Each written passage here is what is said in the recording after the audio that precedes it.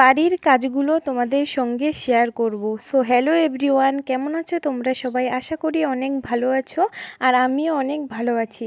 আজকে আমার গলার অবস্থাটা একটু খারাপ, কারণ আমার সর্দি 2 দিন থেকে, তাই ভয়েসটা একটু আস্তে শোনা যাচ্ছে। সো এই যে দেখো, আমি এখন রান্নাঘরটা পরিষ্কার করে নিলাম।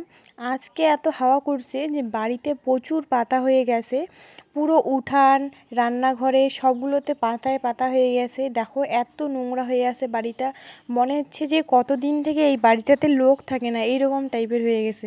তো হাওয়া করছে, কি করা যাবে, এখন পরিষ্কার করতে লাগবে। আজকে সকাল থেকে 3-4 বার হয়ে গেল, উঠোনটা পরিষ্কার করতেই চলে গেল। তারপরে ভাবলাম কাপড় কয়টা আছে ধুয়ে দেই, কালকে মেলা গেছিলাম, তো ওইখান থেকে বাড়ি এসেছি, এই কাপড়গুলো জমা রাখছে। তারপরে হচ্ছে তোমার বিছনার চাদরটাও একটু নোংরা হয়ে আছে, ভাবলাম সবগুলো একটু ভালো করে ধুয়ে দিই।